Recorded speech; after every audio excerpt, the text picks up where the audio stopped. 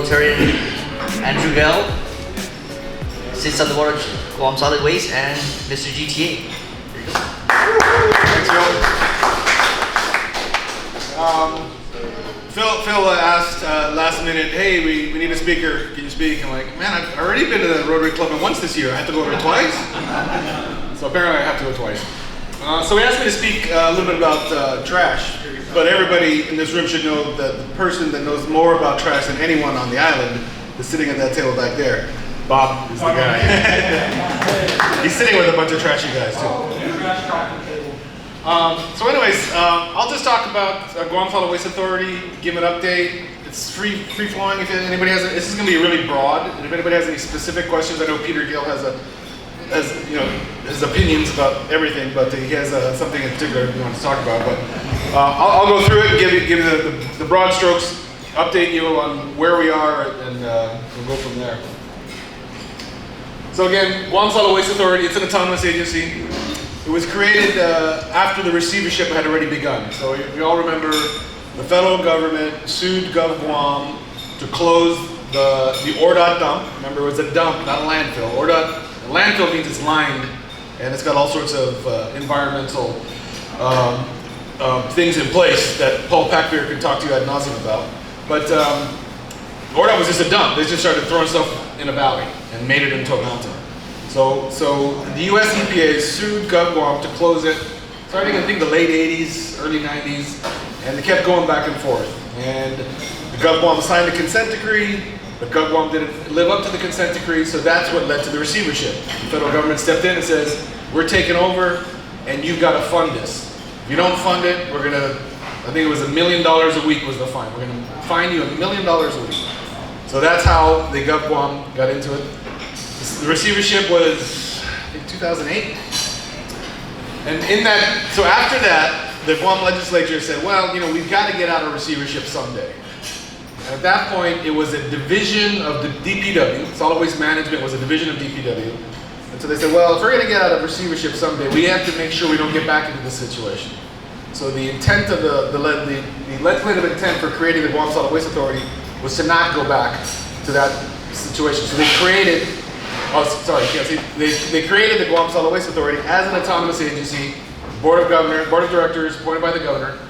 They were specific, they didn't want it under CCU. The legislature at that time specifically said, no, we're not going to put it under CCU. They've got power, they got water, we're going to leave this separate as its own agency. So that's what happened. So I've been on the board since about 2013. I've been chairman since about maybe 2015 or 16. We're a utility.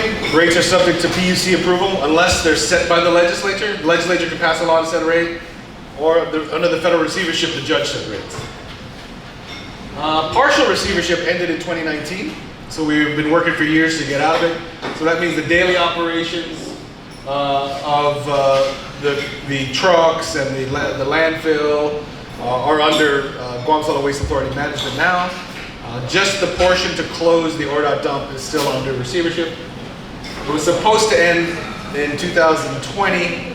It got delayed due to COVID, and we're really not sure when that last piece is going to get done yet. Again, the day-to-day operations are handled by management. So what do we do? What does the Guam Solid Waste Authority do? Well, we handle residential trash collection. So we're the guys that handle residential trash collection. We'll do it for individual houses, townhomes, and any apartment units with 4 units or less. Anything above that, we force you to go to a commercial carrier, commercial hauler. We also do bulky collections. If you're a residential customer, you can do a bulky collection, which means if you have a white goods or bed frame or sofa, you can call us up, and as a customer, we'll come and pick it up a certain number of times a year. We also handle the lads on landfill. We pay an operator. We contract an operator to actually operate it, but that's under our auspices. Right now, cell 3 of 10 cells is being constructed. So remember that landfill opened up in about 2011, Bob, yeah? And so the first 2 cells had a lifespan of about 10 years. So we're coming up. So 10 years, 2021 is 10 years. So cell 3 will be open this year. We're on track to open that this year. And we'll allow more municipal solid waste to go into the landfill down in Ladson. It's interesting because as they were constructing it, I got a chance to go down there and take a look at it. It's very, very interesting stuff. The different layers of what it takes to make a landfill. Now the entire lifespan of that landfill is 50 years. So we've got about 40 years left on that landfill, and then we need to figure out, well, what do we do after that? The other thing that GSW does is it handles the hauler-only transfer station. We contract that out. Bob and Mr. Rubbishman actually do the work. We've contracted them to do it. What that does is it aggregates all the trash. So all the commercial haulers will go pick up trash from a hotel or from an apartment building, and they'll bring it down to Mr. Rubbishman, and they aggregate it, they'll dump it out on this tipping floor and then separate out the stuff that's not supposed to go to the dump. And then also all the residential trucks, all the trucks that go out and pick up the trash in the neighborhoods, they will all go to the Harmon transfer station, and then dump their trash on the tipping floor. And then all of it gets put into these 40-foot tractor trailers. And those are the tractor trailers that actually go to the Lads and landfill. And those tractor trailers, they have what they call walking floors. Walking floors, right? So they just open up the back, and there's like a conveyor belt, and it just dumps the trash. That's how the trash gets dumped into the landfill. So that's the other thing we do. We also handle residential transfer stations. We have a transfer station in Harmon that you can take trash there. You can also deposit your recyclables, cardboard, bottles, cans, stuff like that. Household hazardous waste, we also do at the residential transfer station. We also have a residential transfer station in Malolo and one in Agate. We do the curbside recycling program. I'll talk a little bit more about that, but that's the cans with the green lid for residents. We pick up recyclables. And then ORDOT post-closure care. So ORDOT is the dump, and Guam is still on the hook. We're still on the hook to maintain that cap. We cap the dump. We have to maintain that cap for 30 years. So we still have to do that. Those are federal regulations, which Carl loves federal regulations, right, Carl? So, financially, you're all a bunch of businessmen here, so you'll all understand this. Residential rates, we charge $30 a month to our residential customers, which includes one trash bin and one recycling bin for most customers, if we can get to. And we have about 20,000 residential subscribers. The commercial rates is $172 a ton, but we offer a 10% prompt payment discount. So if it encourages our commercial customers to pay on time. If they pay on time, we give them a 10% discount on top of that. There's about 5 or 6. There's about 6 commercial haulers, 5 commercial haulers, Bob? Yeah, about that. And then, and plus the military. The military is also a customer of GSWA. These rates have been in place about 2012 was when they came into rates. They were put in place by the receiver and adopted by the courts. Revenue-wise, we're for a utility, it's pretty small revenue. Pre-COVID, we did about 19.5 million a year in revenue. But during COVID, that revenue dropped. And so we dropped at about 18 million. So and the breakup typically is about 60% commercial revenue, 38% residential. But during COVID, our residential actual revenue, our tonnage increased, we had more customers, but our commercial revenue decreased because there was no trash. We charged by the ton. So our operational expenses, most of our big operational expenses, we actually contract out. They're contracted out. This is an arrangement that was set up by the receiver. Some of the big heavy moving parts were contracted out. If you think about it, the receiver, they're a small operation. They weren't headquartered here. They had a couple of local guys. So they contracted out the big pieces of the operations to other companies to handle it. So there's pros and cons to that. One is that you're paying a little bit more for that, but two, you're putting a lot of the onus, a lot of the responsibilities on these external organizations. And so the Lads on Landfill operation is actually handled by one group called Greek Group Holdings. They're contracted out. The hauler-only transfer station, again, Mr. Rubbishman handles that. And then we also have specific human resources for a lot of our labor that tends to be transitory, not trash collection. Residential trash collection is a labor-intensive business, and it's not something that people stay in for very long. So we also have personnel costs. We do, we split about half of our employees are Gov Guam and half are contractual. We have other operational expenses. We do debt service. For the new landfill at Ladzone, we had to borrow money. The Gov Guam borrowed money, and so we're paying that debt service. And then we have to put money into reserves. And any landfill, any municipal solid waste is going to have a series of reserves. And those reserves are to pay for future expenses. We have to set aside money today to pay for new cells, to pay for closure of existing cells, and other things. And these reserves are very crucial and critical. And they can be quite expensive because, I don't know about you, but digging a hole in Guam is not cheap. So our expenses total about $19.5 million a year. And that's with our reserves, and when we kick in our future reserve requirements, we expect it to go to $25 million a year. So if we're making $18.5 million a year, and our expenses are $19.5 million a year and going higher, we need to do something, right? Something is going wrong. We have been dipping into reserves that we had to pay for it, but something has to happen. So you guys are all businessmen, so what do you do if your revenues are X and your expenses are Y, and Y is higher than X? You got to do something. Well, you can either reduce expenses. Reducing expenses means either we can reduce services, and the things we've been kicking around is maybe we stop some of our recycling business, or we stop some of those services. That would save some money. Or we analyze existing contracts and just maybe do more things internally and less things externally. Those are the types of things we're looking at. And other smaller cost-saving things we've been doing. The other one is increase revenue. So if we don't reduce expenses, we can increase revenue. So that's why you might have heard the discussions in the news about either increasing the rates or expand our customer base. I'll talk a little bit about those. Another one I like is the angel investor. That's where somebody gives us money. That's a nice one. If you can do that, that'd be a nice one to have. And then there's litigation. I'm not sure if you heard it in the news lately, but the Gov Guam is suing the Department of Navy to try to get them to pay for a portion of their closure of the ORDOT. So that's another area of potential monies. Let's go on to that. So on the recycling side, we do curbside recycling as well as we handle household hazardous waste. So what is household hazardous waste? Your paints, your batteries, your things like that. So we'll collect them for you. You can take them down to the Harmon transfer station and we'll take them. And we do that as a part of our, it's really not our primary focus because our primary focus is municipal solid waste, but it was a program that was put in place by the receiver that we elected to continue. But really the residential curbside recycling was really introduced by the receiver with no additional cost and no change in the rates. It was $30 a month before we put in residential recycling and still $30 a month. But we added a can, so you have 2 carts, which doubles your capital expense there. And it costs the agency about $1.2 million a year, which is a big portion of our expenses. And there's really, when we first did this, when we first started, there was markets for cardboard, there were markets for plastic, and we could do things with it. But as Bob will tell you, there's no market for that anymore. The only thing that Bob is, I think, barely breaking even on is cardboard, right? It's just a cardboard, right? So it's really a cost. Now, so we try to figure out, well, it really was expensive for us to keep handling bottles and to do something with plastic bottles.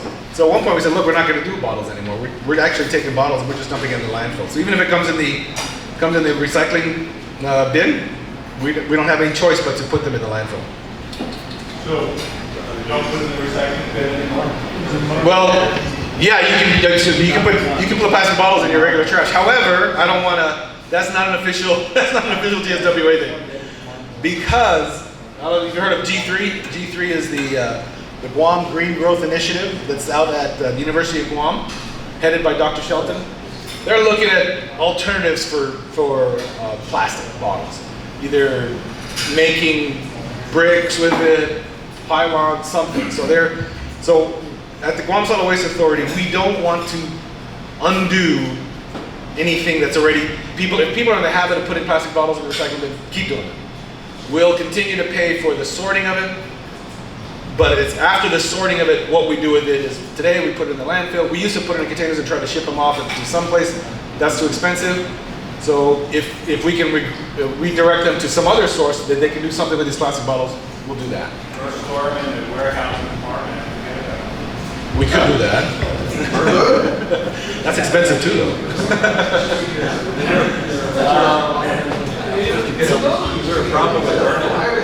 Is there a problem with burning them? Well, yeah, there'd be all sorts of EPA problems with us burning anything.